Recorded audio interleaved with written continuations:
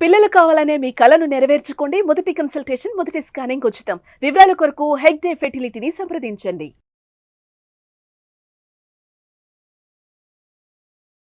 నమస్కారం, welcome to Suman TV. నేను గీతాంజలి. ప్రస్తుతం మనతో పాటు ఇస్కాన్ నుంచి ప్రణవానంద ప్రభుజీ ఉన్నారండి. ప్రభుజీ గురించి ప్రత్యేకంగా చెప్పాలా, వారు చెప్పేటువంటి మాటలు ప్రత్యేకంగా కృష్ణ భగవానుడు గురించి, అలాగే వారి లీలల గురించి కావచ్చు, ప్రత్యేకించి కొన్ని లైఫ్ లెసన్స్ అనేవి చాలా మందిని వాళ్ళ జీవితంలో డౌన్ అయిపోయినటువంటి సిచ్యువేషన్స్ నుంచి బయటికి రాగలిగాము, అక్కడి నుంచి మేము బయటపడ్డాము అని చెప్పారు. అలాగే ప్రతి అంశం పైన మనకు అర్థమయ్యే రీతిలో వివరిస్తూ ఉంటారు. ఇందులో భాగంగా వారి గురించి తెలుసుకోవాలి, వారి దినచర్య ఏంటనేది కొంతమంది ప్రశ్నలు అడిగారు కామెంట్స్ రూపంలో. అలాగే మీరు ఏవైతే ప్రభుజీ గారి గురించి తెలుసుకోవాలి, వారి మాటల్లో విందామని అడిగారో అవే ఇవాళ ఇంటర్వ్యూలో మనం మాట్లాడబోతున్నాం. ఇంకా ఆలస్యం చేయకుండా ప్రారంభిద్దాం. హరే కృష్ణ ప్రభుజీ. హరే కృష్ణ. చాలా సంతోషం మళ్ళీ కలవటం అనేది. చాలా బిజీగా ఉన్నారు ఈ మధ్య అయితే, అటు ప్రవచనాలు ఇటు ఇంటర్వ్యూస్ అన్ని కూడా. ముంబై వెళ్ళి ఆశ్రమంలోనే, ఆశ్రమం దగ్గరే. మళ్ళీ ఫారెన్ కంట్రీస్ టూర్ ఉందని విన్నా. ఆశ్రమంలో ఉన్నాము. తర్వాత మా ఆదిలాబాద్ మందిరంలో బ్రహ్మోత్సవం జరిగింది, అక్కడికి వెళ్ళాము. దాని తర్వాత మళ్ళీ ఇక్కడికి వస్తున్నాము. మళ్ళీ దీని తర్వాత ధనుర్మాస, దాని తర్వాత మళ్ళీ గీతా జయంతి, మళ్ళీ జనవరిలో వెంకటేశ్వర స్వామి కళ్యాణోత్సవం జరుగుతుంది అనమాట దుబాయ్లో, అక్కడికి వెళ్తున్నా. దాని తర్వాత భద్రాచలంలో యాత్ర. భద్రాచలంలో మన సుందరాకాండ హవనము, సీతారామచంద్ర స్వామి వారి యొక్క కళ్యాణం పట్టాభిషేకము, దాని తర్వాత అక్కడ శ్రీరాముడు రామ భక్తులు అనే శీర్షిక పైన ప్రవచనాలు జనవరి 17, 18, 19, 20 తారీఖులలో అక్కడ భద్రాచలంలో. దాని తర్వాత కుంభమేళ ప్రయాగ క్షేత్రం. అసలు ఈసారి చాలా స్పెషల్ ఉండబోతుంది ప్రయాగ క్షేత్రంలో మహాకుంభమేళ ఈ వచ్చే సంవత్సరం. కాబట్టి 12 years కి ఒకసారి వచ్చే కుంభమేళ అన్నమాట. అయితే అక్కడికి మౌని అమావాస్య, వసంత పంచమి రెండు షాహీ స్నాన్ అని ఉంటుంది అనమాట. షాహీ స్నానాలు ఉంటాయి. సంక్రాంతి, మౌని అమావాస్య, వసంత పంచమి, దాని తర్వాత శివరాత్రి, ఇలా 4-5 స్నానాలు ఉంటాయి. షాహీ స్నాన్ అంటారు. అందులో 2 షాహీ స్నానాలకి ప్రయాగ కుంభక్షేత్రంలో 2 months వరకు షెడ్యూల్ అంతా ఇలా ఫిక్స్ అయిపోయి ఉంది అనమాట. భగవంతుడి యొక్క సేవ, ఎక్కడ కైంకర్యం, ఎక్కడ ప్రజలకి మంచి విషయాలు చెప్పగలిగాము అనే ఒక ఉంటాయి. బట్ ఎప్పుడు ఎంత బిజీగా ఉన్నా మీకంటూ ఒక దినచర్య ఉంటుంది. ఎలాంటి ఎక్కడికి వెళ్ళినా కూడా మీ దినచర్య తెలుసుకోవాలని చాలా మందికి ఆసక్తి అండి. ఎప్పుడు ముందు ఒకసారి మాట్లాడినా మళ్ళీ అడుగుతూ ఉంటారు, అసలు ఎలా ఉంటుంది ప్రభుజీ గారి జీవితం?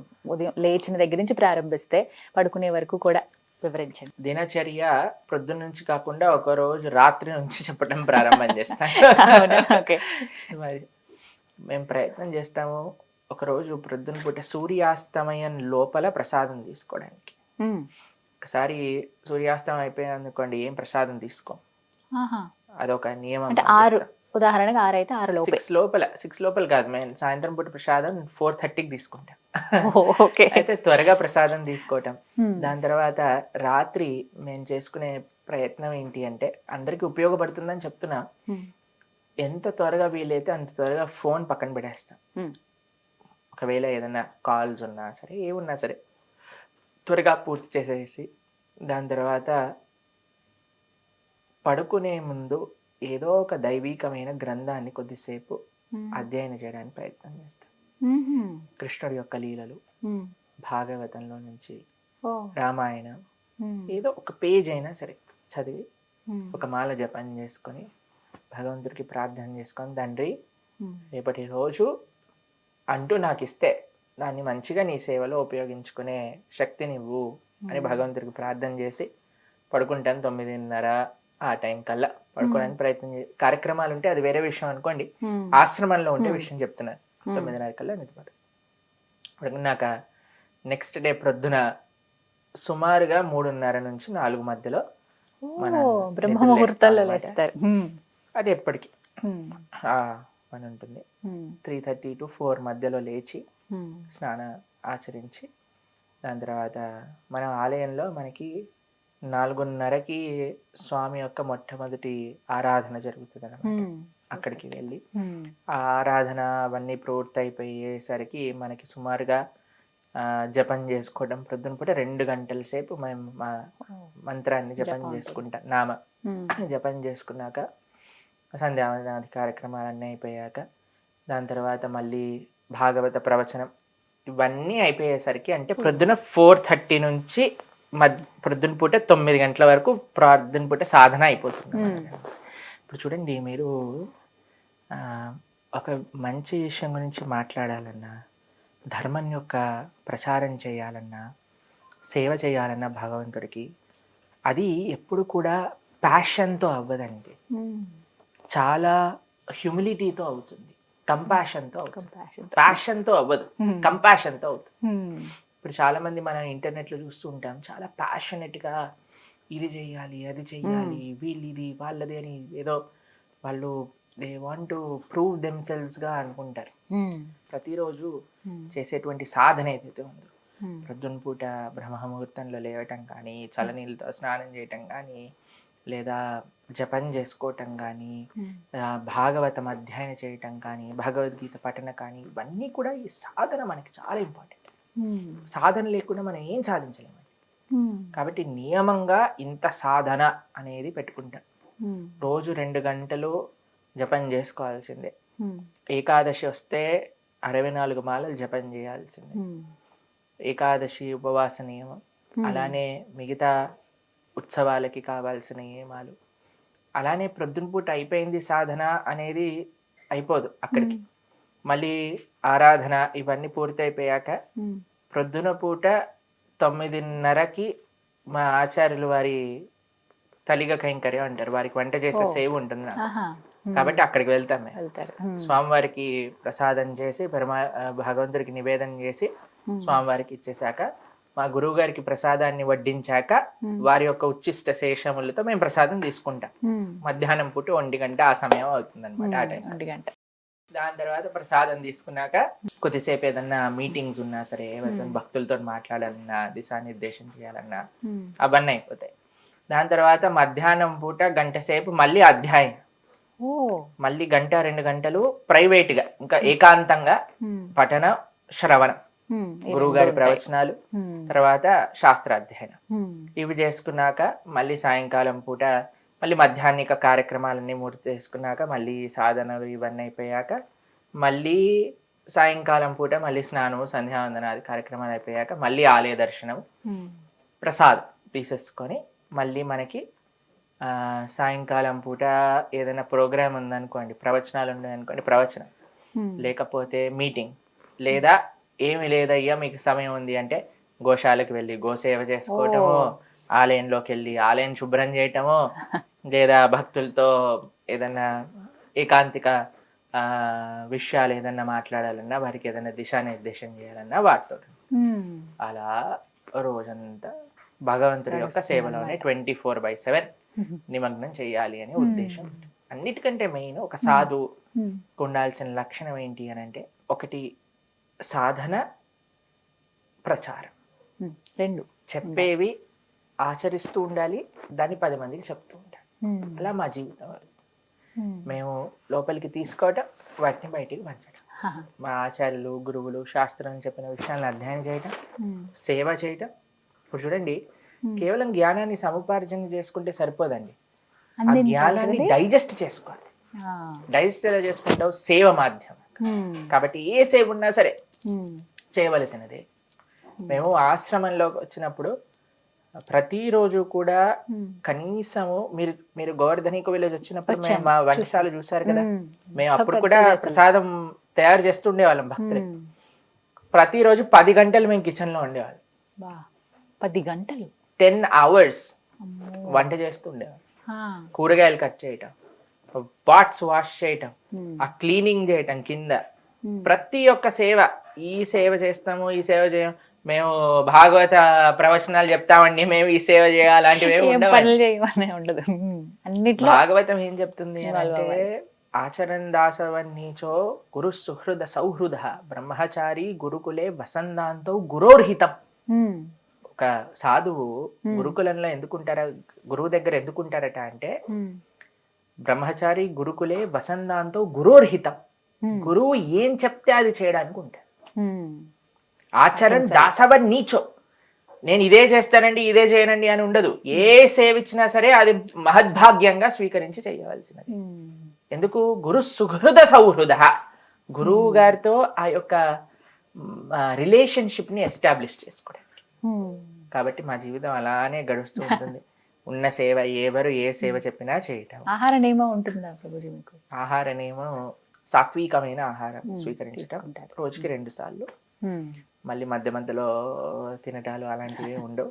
అది కూడా భగవత్ ప్రసాదం, స్వామికి నివేదన చేసింది మాత్రమే. అన్నం కూడా అన్నం తింటారా ప్రభుజీ?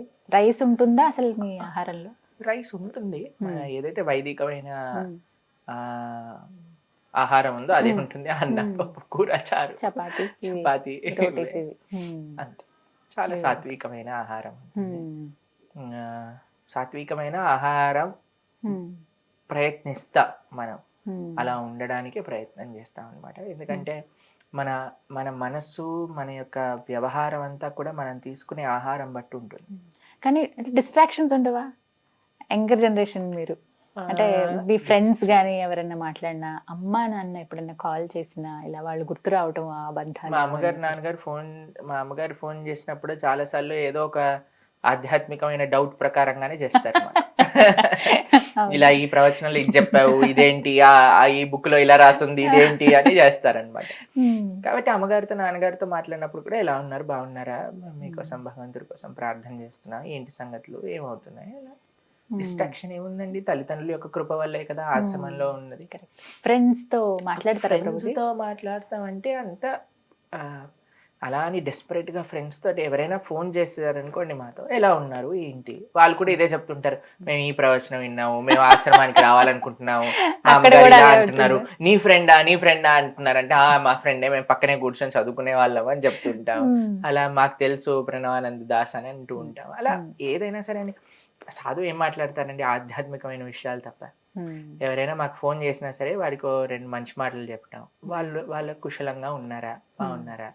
ఎప్పుడైనా మీ ఫ్రెండ్స్ గెట్ టుగెదర్ ఏర్పాటు చేశారా, వెళ్ళారా అలా ఏమైనా సందర్భం? మేము ఇంజనీరింగ్ చదువుకున్నప్పుడు భక్తులందరూ కలిసి ఒక ప్రదేశంలో ఉండేవాళ్ళం అనమాట. అయితే కోవిడ్ ముందు ఒకసారి కాంచీపుర క్షేత్రంలో మేము అందరం కలిసి, ఎవరైతే ఒక సెంటర్ లో ఉండేవాళ్ళం అందరు డివోటీస్ కలిసి, వాళ్ళ గెట్ టుగెదర్కి వెళ్ళాను. కానీ అంటే ఫ్రెండ్స్, అంటే క్లాస్ ఫ్రెండ్స్ గెట్ టుగెదర్ అలా అయితే తెలీదు. కానీ కొన్నిసార్లు మా స్కూల్ ఫ్రెండ్స్ ఫోన్ చేస్తారు, మా టీచర్లు ఫోన్ చేస్తారు. మా టీచర్లు మన ప్రవచనాలకు కూడా వస్తారు, మన ప్రవచనాలు వింటారు. వాళ్ళ ఇంటిల్లి పాది అందరు కూర్చొని మన ప్రవచనాలు వింటారు, మెసేజ్లు పంపుతారు. మా స్కూల్లో టీచర్లు అందరూ మాకు మెసేజ్ పంపుతారు, మేము ఈ ప్రవచనం విన్నాం, ఇలా చెప్తున్నారు, వాళ్ళు అలా అంటున్నారు, అండ్ థ్యాంక్ యూ టీచర్ అంటే, మా అమ్మాయి ఇప్పుడు మీకు ఒకప్పుడు మేము టీచర్ చెప్పాం, ఇప్పుడు మీరు నాకు టీచర్ అయిపోయారు అన్నా. ఎప్పుడైనా సరే మేము అలా విన్నప్పుడు మీకు చూడండి, మనకి కాదు కదా ఇచ్చే రెస్పెక్ట్, మనం భగవంతుని ధరించాం కాబట్టి వచ్చింది ఆ రెస్పెక్ట్. కాబట్టి ఎప్పుడు ఎవరైనా మమ్మల్ని ఏదైనా పొడిగాడు అనుకోండి, మేమంతా కూడా మనసులో కృష్ణ పని వస్తువు అని అనుకుంటాం. ఆయనకే మా గురువు గారికి, శ్రీల ప్రభుపాదుల వారికి. ఇప్పుడు చూడండి, ఒకసారి మీరు కొన్నిసార్లు ఒక ఊరేగింపు జరుగుతూ ఉంటుంది, పల్లకీలో స్వామిని పెడతారు. ఊర్లలో నుంచి తీసుకెళ్తున్నప్పుడు అందరు కూడా బిందెలలో నీళ్లు తీసుకొచ్చి ముందు నడిచే వాళ్ళ పాదాల పైన పోస్తుంటారు, అడిగినట్టుగా పోస్తుంటారు, పోసి దండం పెడతారు. ఎవరికి దండం పెడుతున్నారు, ఎందుకు దండం పెడుతున్నారు? అంటే పల్లకి పైన స్వామిని మోస్తున్నాడు కాబట్టి. ఇప్పుడు నన్నెందుకు పొగుడుతున్నారు జనాలు? నేను భగవంతుని ఆశ్రయించి ఆయన యొక్క మార్గంలో నడుస్తున్నాం కాబట్టి. కాబట్టి మన గొప్పతనం ఇసుమంత కూడా లేదు. We are just post Mann. స్వామి చెప్పింది 10 మందికి అందించడానికి. కాబట్టి మేము ఏదో అందరు ఇప్పుడు ఇది అంటున్నారు కదా, అది అంటున్నారు కదా, ప్రణవానంద దాస్ ఇలా అలా అంటే మేమేమి ప్రయత్న పూర్వకంగా ఇది నాది కాదు, ఇది ఆచార్య కృప, ఇది భగవత్ కృప అని వినయంతో ఉండడానికి ప్రయత్నం చేస్తాం. ఆ వినయం రావడానికే ఈ సాధన, ఈ తపస్య, ఇవన్నీ కూడా. బట్ అది మీ మంచితనం ప్రభుజీ. ఇంతమంది ఉన్నా, అంటే మీరు వయసు చిన్నది ఉన్నా సరే, మీకంటే పెద్దవారు, ఇంకా ఆఖరికి 80-90 ఏళ్ళ వాళ్ళు కూడా మీ ప్రవచనం కోసం ఎదురు చూడటము, వినటము, అది విని పరివర్తన చెందటం, ఇవన్నీ విన్నా కూడా నాకు భలే ఆశ్చర్యం అనిపిస్తూ ఉంటుంది. అది అదృష్టమే నిజంగా. స్వామి మిమ్మల్ని అలా ఏర్పాటు చేసుకున్నారా కృష్ణయ్య అనేది? అనుగ్రహం అని అనుకుంటాం మేము. దాంతో పాటు మేము ఎప్పుడు ప్రార్థన చేస్తుంటాం, ఎప్పుడు అహంకారం రానివ్వకు భగవంతుడా మా లోపల, ఇప్పుడు వినయంగా ఉండని, ఇప్పుడు నీ యొక్క దాసుడిగా, భక్తుల యొక్క దాసుడిగా, ఈ భారత భూమి యొక్క సేవ చేసుకునేటట్టుగా, సమాజం యొక్క సేవ చేసుకున్నాడు, సనాతన ధర్మకుడి యొక్క చిన్న చిన్న సేవకుడుగా ఉండ నువ్వు అని ప్రార్థన చేస్తాను. చాలా సంతోషం ఎప్పుడు ప్రభుజీ. మమ్మల్ని ఏదో గొప్ప వాళ్ళు ఇంతమంది అంతమంది అని అందరు అంటుంటారు. 5 లక్షలు 8 లక్షల మంది, మాకు నవ్వు వస్తుంది అనమాట కొన్నిసార్లు. ఎందుకంటే మనకు తెలుసు కదండి ఇది మన ప్రయత్నం కాదు, అంత భగవంతుడి కృప. ఆయన చేసేది అని. బట్ మీరు అలా డౌన్ టు ఎర్త్ ఉండడమే ఇంకెంతో మందికి మార్గదర్శకులుగా ఉన్నారు. తులసి పూజ గురించి చాలా మంది సందేహం అడిగారండి. అసలు తులసి పూజ ఎలా చేయాలి, ఎందుకు చేయాలి తులసిని, అసలు అంటే ఒక మొక్కను అలా మొక్కడం ఏంటి అనేది ఒక ప్రశ్న అయితే, వీటికంటూ ప్రత్యేకంగా సమయం ఉంటుందా, తులసి అమ్మవారిని అసలు ఎలా కొలుచుకోవాలి, అమ్మవారిగా ఎందుకు పూజిస్తున్నాం, ఇవి ప్రశ్నలు. వృందాయై తులసీదేవ్యై ప్రియాయై కేశవశ్య చ విష్ణు భక్తి ప్రదే దేవి సత్యవతే నమో నమః. ఇది తులసీదేవి యొక్క మంత్రం. బృందాయే తులసీదేవ్యాయి. బృందావనం అంటేనే తులసీవనం. బృందావనంలో అన్నీ కూడా శ్రీకృష్ణ భగవానుడి యొక్క లీలలన్నీ కూడా తులసీదేవి డైరెక్టర్.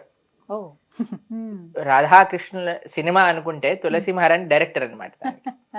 అన్ని భగవంతుడికి ఏది కావాలన్నా ఏర్పాటు చేస్తే తులసి మహారాణి. బృందాయే తులసీదేవ్యాయి ప్రియాయే కేశవస్య చ విష్ణోర్ అత్యంత వల్లభ. చాలా చాలా డియర్ భగవంతుడికి తులసీదేవి అని అంటే. అందుకే మనం చూడండి, ఏ ద్రవ్యం పైన భగవంతుడికి నివేదన చేసే ప్రతి ద్రవ్యం పైన తులసి పెడతాం. మన నైవేద్యంలో మనం ఎన్నోసార్లు చెప్పుకున్నాం, నీటితో సహా ప్రతి నైవేద్యం పైన తులసి పెట్టి మాత్రమే మనం నివేదన చేస్తాం. అభిషేక ద్రవ్యములలో కూడా తులసి వేస్తాం. తులసితో ప్రక్షణ చేసుకొని దాని తర్వాత స్వామికి నివేదన చేస్తాం అన్నమాట. ప్రియాయే కేశవశ్య చ విష్ణు భక్తి ప్రదే దేవి. భగవంతుడి యొక్క భక్తిని ఇచ్చే దేవి ఆవిడ. తులసీదేవి భక్తిదేవి బృందే మహారాణి అని అంటారు. కాబట్టి భగవంతుడి యొక్క భక్తి కావాలి అని అంటే ఆశ్రయించవలసింది తులసీదేవి. చాలా మంది ఏమనుకుంటారు తెలుసా అండి, కేవలం ఆడవాళ్ళు తులసి పూజ చేయాలనుకుంటారు.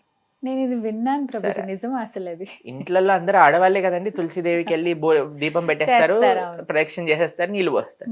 మావాడు అనుకుంటాడు నేను ఎందుకు వెళ్ళాలి, నీకు భక్తి వద్దా? భగవంతుడి భక్తి కావాలి కదా. ఎవరెవరికి భగవద్భక్తి కావాలంటే వాళ్ళందరూ తులసి మహారాణి ఆరాధన చేయవలసింది. మీకు ఒక విషయం చెప్తాను. మీరు గోవర్ధనిక విలేజ్ వచ్చారు కదా, ఇస్కాన్ గుడిలో ప్రతిరోజు ప్రొద్దున సాయంత్రం 2 పూట్ల తులసి ఆరాధన ఉంటుంది. అందరూ చేయవలసినదే. సన్యాసులు, బ్రహ్మచారులు, గృహస్థులు, పిల్లలు, గురుకుల పిల్లలు అందరూ తులసి ఆరాధన చేస్తారు. మీరు మందిరంలో చూసారనుకోండి, ఒక దగ్గర ఆశ్రమ వాసులకి తులసి దేవి యొక్క ఆరాధన ఉంటుంది, ఒక దగ్గర స్త్రీలకి ఉంటుంది, ఒక దగ్గర పిల్లలకి, ఇంకొక దగ్గర గృహస్థులకి. అందరూ తులసి ఆరాధన చేస్తారు, అందరూ తులసి ప్రదక్షిణ చేస్తారు, అందరూ తులసి యొక్క కోటకి నీళ్లు పోస్తారు. తులసి ఆరాధన చాలా ముఖ్యం. ఏ ఆశ్రమంలో ఉన్న స్త్రీ పురుష భేదమే లేదు, అందరూ తులసిదేవి యొక్క ఆరాధన చేయవలసినదే. చాలా సింపుల్ గా ఏం చెయ్యాలి ప్రభుజీ అని అనుకోండి, జస్ట్ మీరు కొద్దిగా నీళ్లు పోయండి. రోజు ఒక ఉద్ధరినితో నీళ్లు పోసేసి 4 ప్రదక్షిణలు చేసేసి దీపాన్ని తులసి మహారాణి దగ్గర పెట్టుకొని ప్రణామం చేసుకొని ఈ శ్లోకం బృందాయే తులసీదేవ్యై ప్రియాయే కేశవశ్య చ విష్ణు భక్తి ప్రదే దేవి సత్యవతే నమో నమః ఈ శ్లోకాన్ని చెప్పి ప్రణామం చేసుకోండి. ఇది బేసిక్ గా కనీసం ఇంతైనా చేయగలిగితే ప్రతిరోజు నియమంగా ప్రొద్దున కానీ సాయంత్రం కానీ చాలా భగవంతుడి యొక్క అనుగ్రహం అనేది వస్తుంది. ఎందుకంటే ప్రతి ఇంట్లోనూ తులసి మొక్క చూస్తాం ఖచ్చితంగా. ఇంకో ప్రశ్న ఏం అడుగుతారంటే, చాలా సార్లు పూజ చేసుకునే తులసిని తెంపచ్చా అంటారు. చాలా మందికి ఉన్నటువంటి ప్రశ్న, సందేహం ఇది. అయితే మీరు చూడండి, మీరు చెట్టును పెంచుతున్నారు అనుకోండి, ఒక పువ్వు చెట్టు పెంచడానికి ప్రయోజనం ఏంటి? ఆ పూలు తీసుకొని స్వామికి మాలగా చేసుకొని సమర్పణ చేయడం. తులసీదేవి దగ్గర ఉండే స్పెషాలిటీ ఏంటంటే, ఆవిడ ఆల్రెడీ ఒక స్పిరిచువల్ పర్సనాలిటీ తులసీదేవి. మనకి ఏమనిపిస్తుందంటే, అరే తులసీదేవిని తెంపవచ్చా? కానీ మీరు చూడండి, తులసీదేవి యొక్క అస్తిత్వమే కృష్ణుడి యొక్క సేవ చేయటం కోసమే ఆవిడ అవతరించింది. ఎవరి యొక్క అస్తిత్వం కృష్ణుడి యొక్క సేవ చేయటమో ఆవిడ్ని కృష్ణుడికి సమర్పించటంలో ఏం ప్రాబ్లం లేదు కదండి. అంటే పూజించే దగ్గర వస్తుందండి చాలా మంది. ఇప్పుడు 2 పూజ చేయొచ్చు. ఆవిడికి పూజ ఎందుకోసం చేస్తున్నా? మనకి కృష్ణుడి యొక్క సేవ కావాలని చేస్తున్నాం. కానీ ఆవిడ్ని కృష్ణుడి యొక్క సేవలో పెట్టడమే కదా ముఖ్యమైన విషయం. ఏంటంటే పూజించే వాటిని తెంపొచ్చు అంటారు బ్రహ్మాండంగా. ఎందుకంటే తులసీదేవి యొక్క స్వరూపమే కృష్ణుడి యొక్క సేవ చేసుకోవటం కోసం. కానీ కాదు. కానీ ఆ సెంటిమెంట్ మన దగ్గర ఉంది కాబట్టి ఓ రెండు తులసి చెట్లు పెట్టుకోవచ్చు. ఒక తులసి చెట్టుకి ఆరాధన చేసుకోండి, ఇంకో తులసి చెట్టుకి ఆ పత్రములను స్వీకరించి ఆ దళములను స్వీకరించి భగవంతుడి యొక్క ఆరాధనకి ఉపయోగించుకోవాలి. రెండే విషయాలు మనం జాగ్రత్తగా ఉండాలి. ఒకటి, మన గోళ్ళు తలకూడదు. మనం తులసీదేవిని ఇలా వేళ్ల మధ్యలో పట్టుకొని తెంపాలి. రెండు, ద్వాదశి రోజు తులసి దళములను తెంపకూడదు. ఖచ్చితంగా నియమం. ఇదొక్కటి గుర్తుపెట్టుకోవాలి. ఇంకా మంగళవారమా శుక్రవారమా ఇవన్నీ పక్కన పెట్టండి. ద్వాదశి రోజు మాత్రమే తెంపకూడదు. కారణం ఏమన్నా? ఎందుకంటే తులసీదేవి కూడా ఏకాదశి వ్రతం చేస్తుంది అని అంటారనమాట. ఏకాదశి వ్రతం చేసి ద్వాదశి పారాయణ, శాస్త్రం వాక్యం ద్వాదశి రోజు ఇది చేయకూడదు అని అంటారు. మీకు ఇంకో విషయం తెలిసిన, తులసి పత్రములను స్వీకరించేటప్పుడు తప్పకుండా చెప్పాల్సిన ఒక మంత్రం ఉంటుంది, ఒక శ్లోకం ఉంటుంది. ఇది చెప్పి మాత్రమే తులసి పత్రములను తెంపవలే, అంటే ఒక అనుమతి లాగా. ఆ శ్లోకం మేము ఇప్పుడు చెప్తాం, మీరు కూడా స్క్రీన్ పైన వేద్దురు కానీ అప్పుడు వాళ్ళకి, మన ఎవరైతే వింటున్నారో వాళ్ళకి కూడా తెలుస్తుంది. చాలా మందికి తెలియదండి. మేము అనుకున్నా అందరికి తెలిసేమో అని, కానీ చాలా మందికి ఈ విషయం తెలియదు. తీసేయటం ఇక్కడ వరకు తెలుసు కానీ ఇలా తెంపే స్టీలల్లో కూడా వేసుకునే వాళ్ళు ఉన్నారు. కానీ తులసీదేవి యొక్క అస్తిత్వం భగవంతుడి యొక్క సేవ చేసే కోసం, ఆ సేవ కోసం తీసుకునే ముందు మనం ఒక శ్లోకం చదవాలి. ఆ శ్లోకం ఏంటో మేము చెప్తాము, ఒకసారి దాన్ని మీరు స్క్రీన్ పైన వేసి చెప్తారు. కానీ తులస్యా అమృత జన్మాసి సదాత్వం కేశవ ప్రియ కేశవార్థం చినోమిత్వాం వరదా భవ శోభనే. ఇదే శ్లోకం. ఈ శ్లోకం చెప్పాలి. ఈ శ్లోకాన్ని చెప్పుకోవాలి. ఈ శ్లోకం యొక్క అర్థం ఏంటి అంటే, తులసి అమృత జన్మాసి, తులసి నువ్వు అమృత జన్మ నీది, అంటే అమృత తుల్యమైన స్వరూపము నీది. సదాత్వం కేశవ ప్రియ, ఎప్పుడు నువ్వు భగవంతుడికి అత్యంత ప్రియమైన. కేశవార్థం చినోమిత్వ, ఆ భగవంతుడి కోసమని నేను తులసి దళములను తెంపుతున్నాము. వరదాభవ శోభనే, నువ్వు ఎప్పుడు ఇలానే శోభిస్తూ ఉండుగాక అని ఆవిడ పర్మిషన్ తీసుకొని ఒకసారి ప్రణామం చేసి అప్పుడు పత్రాలు తీసుకోవాలి. మీకు ఇంకో విషయం చెప్తాను. మనము తులసి పత్రాలు చాలా దగ్గర మేము చూస్తామంటే దళములు తీసేస్తారు, ఫ్రిడ్జ్ లో పెట్టేస్తారు, అవన్నీ పాడైపోతాయి, నీళ్ళు వచ్చేసినట్టుగా అయిపోతాయి. ఇంకో విషయం చెప్తాను, మనం తులసి పత్రములను ఫ్రిడ్జ్ లో దాచి పెట్టుకోవాలి అని అంటే హోల్స్ ఉన్న డబ్బాని యూజ్ చేయాలి. ఎయిర్ సర్క్యులేషన్ ఉండాలి, అటు చలి ఉండాలి, ఇటు ఎయిర్ సర్క్యులేషన్ ఉండాలి. ఎప్పుడైతే అలా పెట్టుకుంటామో అప్పుడు మాత్రమే మనకి అవి ఫ్రెష్ గా ఉంటాయి. ఇంకో విషయం చెప్తాను, కొన్నిసార్లు మనకి సాయంత్రం పూట నివేదన చేయాలనుకోండి, సాయంత్రం పూట తులసిని తెంపకూడదు. మా ఇంట్లో సూర్యాస్తమైన తర్వాత తెంపకూడదు తులసి. అయితే మేము ఏం చేస్తాం అంటే, మన ఇంట్లో కానీ సాంప్రదాయంలో ఉన్న వాళ్ళు కూడా తులసి అలా ఎండిపోయి పడిపోతుంది కదండి, ఎండిపోయి కాదు, ఆకులు అప్పుడప్పుడు కింద పడిపోతుంటాయి, పత్రం కింద పడిపోతుంటాయి. లేదా మనకి ఎప్పుడైతే ఎక్కువగా వచ్చేస్తుందో చక్కగా వాష్ చేసి పడ్డ పైన ఆరబెట్టేసుకొని తడంతా దాన్ని మొత్తం ఎండనివ్వాలి. ఎండిపోయిన తులసి ఉంటుంది కదండి, ఒక డబ్బాలో పెట్టుకోవాలి. ఎప్పుడైనా ఎమర్జెన్సీ వచ్చింది అనుకోండి, మనకి తులసి లేదు, నివేదన చేయాలంటే ఎలా తులసి లేకుండా నివేదన చేయలేము, అప్పుడు ఈ తులసి మాలని వాటి పైన పెట్టుకోవచ్చు. ఎండిపోయిన వాటిని కూడా పెట్టచ్చు బ్రహ్మాండంగా. తులసి ఏ స్వరూపంలో, ఇప్పుడు తులసి మాల ధరించాం, ఇదేంటి కాండమే కదండి తులసిది, వాటితో చేసినవి. తులసి తులసి పొడి, తీర్థం పొడిలో తులసి ఉంటుంది కాబట్టి ఎలాగైనా సరే మనం తులసిని భగవంతుడికి సమర్పణ చేయాలి. ఇప్పుడు ద్వాదశి రోజు, ఓకే, ఏకాదశి ద్వాదశి రోజు మనకి లేవు, అప్పుడు ఏం చేస్తాం మనం, వెంటనే ఇవి పెట్టేసుకొని చక్కగా నివేదన చేసుకోవచ్చు. కొన్ని ఇళ్లలో తులసి మొక్క అలా జీవం లేనట్టుగా ఎండిపోయినట్టు అవుతుంది, అది చాలా అపవిత్రం. తులసి చాలా కేర్, అంటే ఆ ఇంట్లో ధార్మిక పెరిగిపోతుంది అని. అలా అని భయపడిపోయి ఇప్పుడు మేమేమైపోయి కంగారు పడకండి, తులసి మరాన్ని తెచ్చుకోండి, చక్కగా మంచిగా సారవంతమైన ఇది చేయండి. అప్పుడప్పుడు తెల్లటి పురుగులు వస్తాయి తెలుసా మీకు, ఆకలి వెనకాల. అప్పుడు ఏం చేయాలో తెలుసా, ఇవన్నీ మొత్తం మీకు తులసి మహారాన్ని పెంచే క్లాస్ ఇస్తున్నా, గార్డెనింగ్ క్లాస్ అయిపోయింది.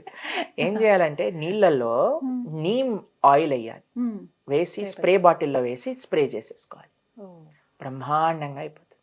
ఇంకో విషయం, ఎప్పుడైతే వాటికి సీడ్స్ పెరిగిపోతాయి కదా, వాటన్నిటిని జాగ్రత్తగా మనం ఇచ్చేసాం అనుకోండి, అప్పుడు నిండుగా వస్తుంది అనమాట. సీజర్స్ యూజ్ చేయకూడదు ఎప్పుడు తులసిదేవి. ఇంకో విషయం ఏంటంటే, చలికాలంలో ఎప్పుడు కవర్ చేసి ఉంచాలి తులసి మారని. ఒక చక్కటి కాటన్ క్లాత్ తోటి దేనితోటైనా మంచిగా ఇలా పెట్టేసాం అనుకోండి, అప్పుడు ఆ చలి యొక్క ప్రభావం ఉండకుండా మనకి అంటే ఇక్కడ హైదరాబాద్ లో అంత చలి ఉండదు అనుకోండి, మా ఆశ్రమంలో చలి ఎక్కువగా ఉంటుంది. మీరు చలి ఉన్నప్పుడే కదా వచ్చింది మా ఆశ్రమానికి, కరెక్ట్. కాబట్టి అలాంటి సమయంలో కొద్దిగా జాగ్రత్త. మీరు చూసారు కదా ఆశ్రమంలో ఎలా ఒక దాంట్లో లోపల పెట్టి జిప్ వేసి మంచిగా నీట్ గా తులసి మహారాణి పెట్టి అలా జాగ్రత్తగా చూసుకోవాలి, కాపాడుకోవాలి మనం. ఇంకో విశేషం ఏంటంటే తులసీదేవి యొక్క ఆరాధనలో 8 నామములు విశేషమైనవి అని మొన్నే మేము శాస్త్రాధ్యయనలో చదివామన్నమాట. ఆ 8 నామాలు కూడా మేము చెప్తాం. తులసి అమ్మవారిని పూజించుకునేటప్పుడు 8 నామాలు ముఖ్యంగా ఉంటాయండి. అవి మనం స్మరించుకుంటూ అవి పఠించుకుంటూ అమ్మవారిని కొలుచుకోవచ్చట. ఆ నామాలు ఏమిటో ప్రభుజీ చెప్తారు, విందాం. బృందావని బృంద, విశ్వపూజిత పుష్పసర, నందిని కృష్ణజీవని, విశ్వపావని తులసి. ఇవి 8 నామాలు. ఈ 8 నామాలతో ఈ 8 నామములు అనుకుంటూ తులసీదేవి దగ్గర పుష్పాలు మనం సమర్పణ చేస్తే తులసీదేవి యొక్క కృప చాలా బాగుంటుంది అని. చివరి సందేహం, కృష్ణ తులసి అని చెప్పి అలాగే ఇంకొక రామ తులసి అని, లక్ష్మీ తులసి అని ఉంటుంది. అన్ని రకాలు ఏ తులసి అయినా మంచిది, పర్వాలేదు, మంచిది. ఏదైనా సరే మనకు అందుబాటులో. ఒకవేళ ఏమైనా ఇబ్బంది అవుతుంది అన్నప్పుడు వెంటనే ఇంకొకటి తెచ్చుకుని పెంచుకోవడం మంచిది. కానీ తులసి నీరు తప్పకుండా ప్రతిరోజు పోయేవాలి. ఏదో గార్డెనర్ వచ్చి వెళ్ళటం కాదండి. తులసి మహారాణి సాక్షాత్తుగా కృష్ణ భార్య. మనము కార్తీక మాసంలో కైశిక ద్వాదశి, క్షీరాబ్ది ద్వాదశి రోజు తులసి శాలిగ్రామ వివాహం చేస్తాం. కాబట్టి చాలా ప్రేమతో చూడాలి. ఇప్పుడు చాలా మటుకు ఇళ్లలో మేము చూస్తుంటాం తులసి ఆరాధన. మా సాంప్రదాయంలో తులసి మహారాణికి చీర కట్టి, సరే మీరు ఆలయంలో కూడా కొత్త కొత్త డ్రెస్సులు వేస్తారు తులసి మహారాణికి, ఎంత జాగ్రత్తగా ఉంచుతారు. కాబట్టి చాలా భక్తి. ఆలయంలో భగవంతుడు ఎలానో, మన పూజ రూంలో శ్రీ విగ్రహాలు ఎలానో, తులసి మహారాణి బై డిఫాల్ట్ శ్రీ విగ్రహమే. అంత జాగ్రత్తగా చూసుకోవాలి. ప్రభుజీ, పునర్జన్మలు అనేవి అసలు ఉన్నాయా?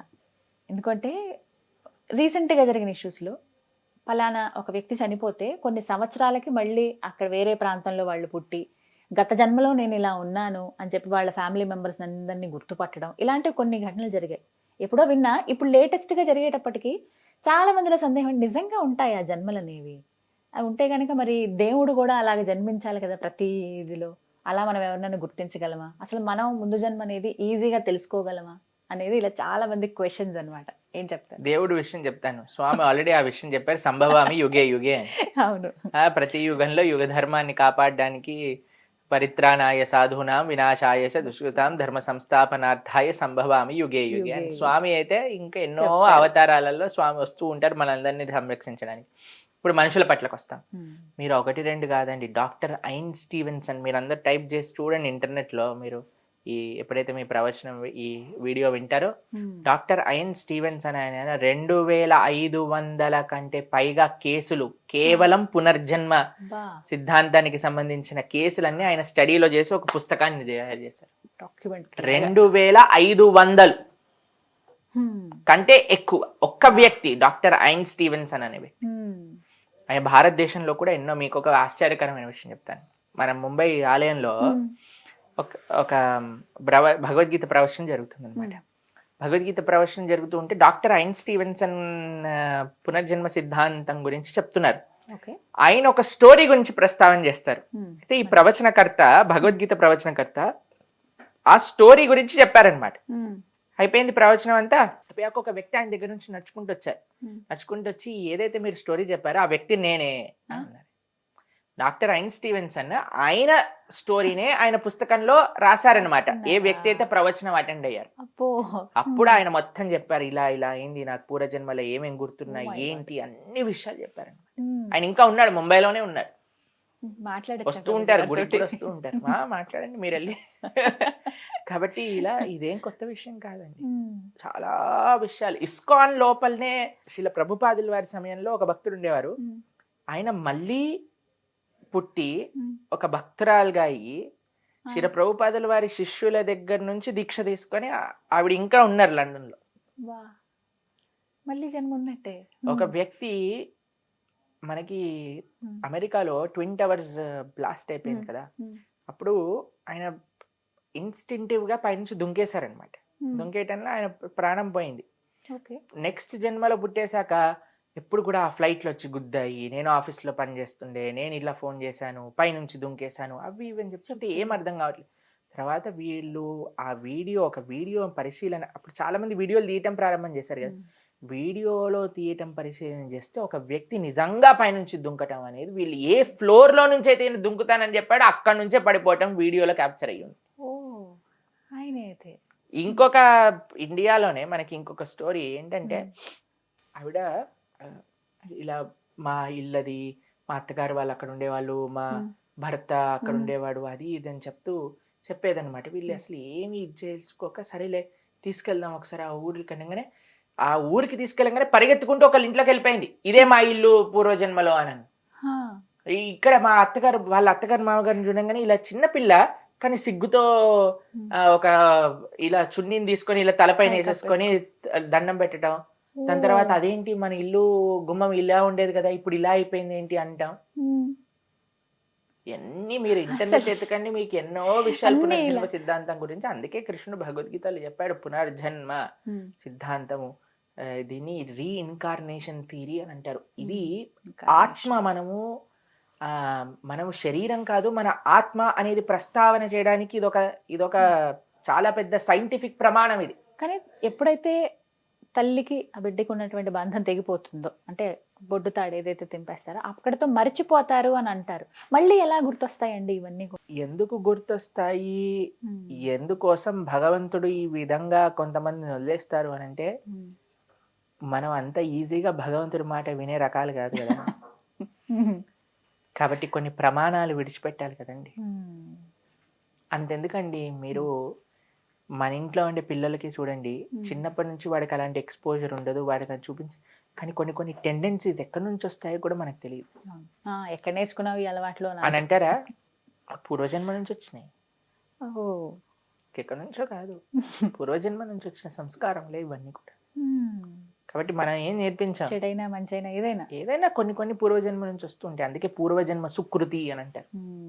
లేదా వీడు అమ్మో ఈ పూర్వజన్మ ఏ రాక్షసుడో వీడు అని అంటుంటారు. ఎందుకంటే వాళ్ళంతా అల్లరి చేస్తారు. ఎందుకంటే అమ్మ నానేమో అంత మంచి వాళ్ళు, అన్నయ్య తమ్ముడు వీడేంటబ్బా ఇలా ఉన్నాడు, వీడు ఈ జన్మకి కాదు పూర్వజన్మ సంస్కారాలు అని, పూర్వజన్మ సంస్కారములు అని వాడుతూ ఉంటాం మనం మన వాడుక భాషలో. మీకు తెలుసు కదండి ఈ విషయాలన్నీ కూడా.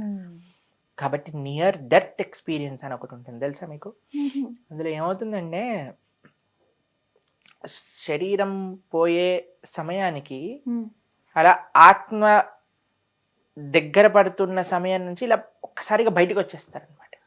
దాంట్లో చాలా ప్రమాణాలు ఉన్నాయి. మీకు ఒక విషయం అంటే మనిషి చనిపోయే ముందు కొన్ని సంకేతాలు కనిపిస్తాయి. మీకు మా విషయమే చెప్తాను. మీకు మన భక్తి వేదాంత హాస్పిటల్ అని ముంబైలో ఒక హాస్పిటల్ ఉంది. అంటే డైరెక్టర్ మాధవానంద ప్రభు అని ఉంటారు. వారు ఒకసారి వెళ్తున్నప్పుడు ఒక దగ్గర భగవద్గీత చూసారనమాట. మన డివోటీస్ డిస్ట్రిబ్యూట్ చేస్తున్న భగవద్గీత. అయితే భగవద్గీత పక్కన ఒక చిన్న పుస్తకం ఉంది, సెకండ్ ఛాన్స్ అని అంటారు, శ్రీల ప్రభుపాదుల వారి లిఖితం అజామిల వృత్తాంతం.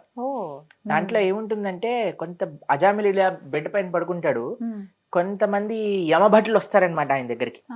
అప్పుడు విష్ణుదూతలు, ఆయన నారాయణ అనగానే విష్ణుదూతలు వచ్చేస్తారు, యమభట్లను పంపించేస్తారు. ఈయనకి ఇంకొక ఛాన్స్ ఇస్తారు, హరిద్వార్కి వెళ్ళి తపస్సు చేసుకొని తరిస్తాడు అనుకోండి. అయితే ఈయన భక్తుడు కాకముందు విషయం అనమాట. ఈయన నడుస్తూ వెళ్తున్నారు, చూడంగానే అరే ఇలాంటి వాళ్ళని నేను కూడా చూసాను అని. ఎవరిని చూసి అంటున్నాడు? యమభట్లను చూసి అంటున్నాడు అనమాట. ఇలాంటి వాళ్ళని నేను కూడా నా జీవితంలో చూసాను. ఏమైంది, ఎందుకు చూసాను అంటే, కొంతమంది వచ్చారు నా దగ్గరికి. అయితే మా నాయనమ్మ చెప్పేది, ఇలాంటి ఏదైనా ఇలా భయంకరమైన వ్యక్తులను చూస్తే మనం భగవంతుడి యొక్క నామం చేయమని చెప్పింది. రామకృష్ణ హరి రామకృష్ణ హరి రామకృష్ణ హరి రామకృష్ణ హరి అని వాళ్ళు వెళ్ళిపోయారు. అనగానే వీళ్ళు ఆశ్చర్యపోయారు, సరే ఈ పుస్తకం వీటి గురించే చెప్తుందని ఇస్తే, తర్వాత డివోటీ అయిపోయారు. ఇప్పుడు భక్తి వేదాంత హాస్పిటల్ డాక్టర్ ప్లస్ డైరెక్టర్ కూడా. కాబట్టి ఇలాంటివి కూడా మనకు తెలుస్తూ ఉంటుంది. కొంతమంది పాపం అప్పుడప్పుడు వాళ్ళ GPS కూడా పనిచేయదనమాట, రాంగ్ పేషెంట్ దగ్గరకు వచ్చేస్తారు, అప్పుడు వాళ్ళని డైరెక్ట్ చేసేయటం వచ్చేస్తుంది. చాలా స్టోరీస్ ఉన్నాయండి అలా. యమభట్లను చూసిన వాళ్ళకి చాలా మంది, ఎంతో మంది యమభట్లను చూసిన వాళ్ళు ఉన్నారు. ఎంతో మంది యమభట్లను చూసిన వాళ్ళు ఉన్నారు. మీరు వీడియోలో ఇంటర్నెట్ లో కూడా చూస్తూ ఉంటారు. మీరు కొంతమంది చనిపోయే ముందు ఇలా ఇలా ఇలా వాళ్ళు ఏదో లాగేస్తున్నట్టుగా ప్రయత్నం చేసి ఆయన లాస్ట్ పడుకొని ఇలా బయటకు వచ్చేస్తుంది ఆత్మ. అవుట్ ఆఫ్ బాడీ ఎక్స్పీరియన్స్ అంటారు. మీకు అమెరికాలో జరిగిన ఒక విషయం చెప్తాను. ఒకళ్ళని హాస్పిటల్లో ఆవిడ అన్కాన్షియస్ స్టేట్లో హాస్పిటల్కి వచ్చింది. ఐసీయూలోకి తీసుకెళ్లారు, ఆపరేషన్ చేశారు.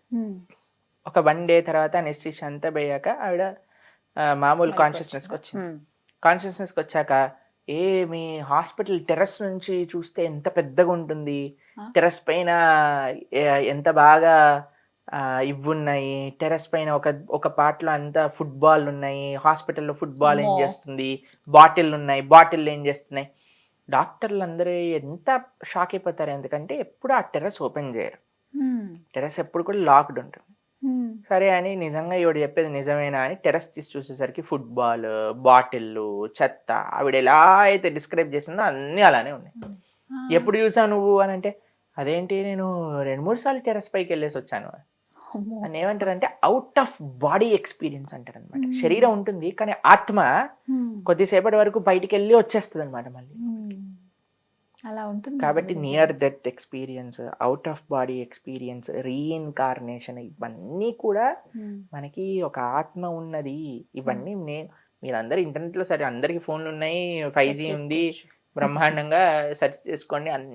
ఎన్ని పేపర్ల, 100,000 పేపర్ల స్టడీ రీసెర్చ్ కేవలం రీఇన్కార్నేషన్ పైన, near death experience, out of body experience, 100,000 వీడియోలు మీకు ఇంటర్నెట్లో దొరుకుతాయి.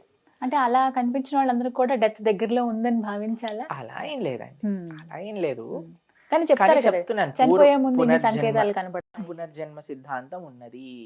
సనాతన వైదిక ధర్మం ఏదైతే ప్రస్తావన చేస్తుందో అది ఉండి తీరుతుంది అనడానికి ప్రమాణాలు చెప్తున్నాను. డాక్టర్ ఐన్ స్టీవెన్స్ అనేవి మన ఆంధ్రాలో పుట్టిన ఈయన వైదికుడు కాదు కదా, ఆయన ఎక్కడో పుట్టాడు, అయినా సరే ఆయన ప్రస్తావన చేస్తున్నారు. కానీ పునర్జన్మలు ఉన్నాయి, ఇది నమ్మాలి అందరూ కూడా. ఏమో ముందు ఇలాంటివి విన్నప్పుడే అనిపిస్తుంది ప్రభుజీ, ముందు జన్మలో ఏమై ఉన్నావో అని. ముందు జన్మలో ఏమై ఉన్నాము అనేది మనం ఇప్పుడు ఏం చేస్తామో దాన్ని బట్టి ఉంటుంది. అంతేనా? మనం ధార్మికంగా కలవటం, మందిరాలకు వెళ్ళటం, ఇది నిజంగా పూర్వజన్మ సుకృతమేగా. అంతే కదా, ఖచ్చితంగా. మమ్మల్ని కలవటం ఏమో కానీ మందిరాలకు వెళ్తూ మంచి ఆధ్యాత్మిక కార్యక్రమాలు చేయటం పూర్వజన్మ సుకృతం అనే చెప్పుకోవాలి. భాగవతోత్తముల యొక్క సాంగత్యం అనేది పూర్వజన్మ సుకృతం లేకపోతే మనకు. అయితే మనకి లభించచ్చండి భక్తుల యొక్క సాంగత్యం, ఒక మంచి ధార్మికమైన సేవ చేసుకొని, కానీ దాన్ని సీరియస్గా తీసుకోవాలి.